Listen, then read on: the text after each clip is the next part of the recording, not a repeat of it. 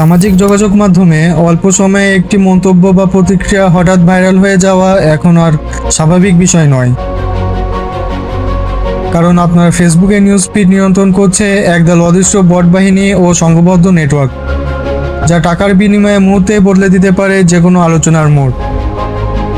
রাজনৈতিক মাঠ গরম করা থেকে শুরু করে অনুমোদিত সত্যিবদ্ধক পণ্যের ভুয়া রিভিউ, সবখানেই সক্রিয় এই যান্ত্রিক কারসাজি।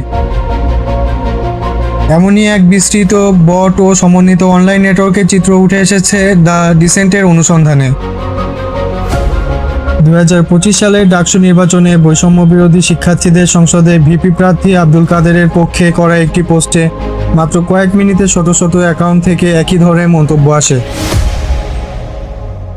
মন্তব্যটি হলো, সরি ব্রো, ইটস 22, ছড়িয়ে পড়ে, যা শিবির সমর্থিত প্রার্থীর ব্যালট নম্বরকে কেন্দ্র করে তৈরি ট্রেন্ডে পরিণত হয়। তবে অনুসন্ধানে জানা যায়, মন্তব্যকারীদের অনেকেই ঢাকা বিশ্ববিদ্যালয়ের শিক্ষার্থী নন, বরং তারা নির্দিষ্ট রাজনৈতিক উদ্দেশ্যেই সমন্বিতভাবে এই ট্রেন্ড তৈরি করেছিলেন। শুধু কমেন্ট নয়, প্রতিপক্ষকে দমাতে হাহা ইমোজিও অস্ত্র হিসেবে ব্যবহার করা হচ্ছে। গত 23 এপ্রিল ছাত্রদল ও শিবিরের সংঘাতের নেপথ্যে গুজব ও উস্কানি দিয়ে সাংবাদিক রাজীব আহমেদ একটি পোস্ট দিলে সেখানে 2500-এর বেশি হাহা রিয়াকশন পড়ে। ফ্যাক্ট চেক অনুসন্ধানে দেখা যায়, এর মধ্যে 1000-এরও বেশি অ্যাকাউন্ট ছিল ভিয়েতনামি নামের ভুয়া ও লক প্রোফাইল, যার পেছনে কোনো বাস্তব ব্যবহারকারী ছিল না।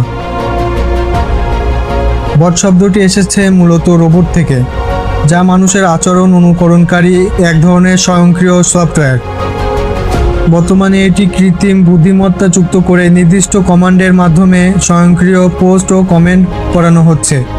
এই বিশাল নেটওয়ার্ক পরিচালনায় ব্যবহৃত হচ্ছে ফোন ফার্মিং প্রযুক্তি।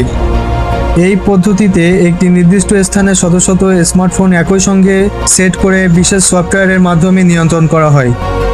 এর মাধ্যমে লাইক, কমেন্ট বাড়ানো, ভুয়া ট্রাফিক তৈরি ও অ্যাপ ডাউনলোডের পরিসংখ্যান জেনারেট করে কৃত্রিম জনপ্রিয়তার ফাঁদ পাতা হচ্ছে।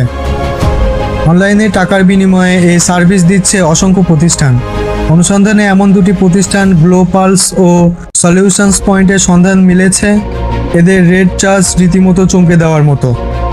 মাত্র 40 টাকায় মিলছে 1000 হিডেড ডেটা ও লক প্রোফাইলের ফলোয়ার। 1000 পিওর বাংলাদেশি ফলোয়ারের দাম মাত্র 170 টাকা। অন্যদিকে প্রতিটি বাংলাদেশি কমেন্টের জন্য নেওয়া হচ্ছে 3 টাকা এবং পেজ রিভিউর জন্য 5 টাকা করে নেওয়া হচ্ছে। তবে ভিডিও বা রিলসের ক্ষেত্রে বিষয়টি আলাদা। 1000 ভিউ পাওয়া যাচ্ছে মাত্র 20 টাকায়।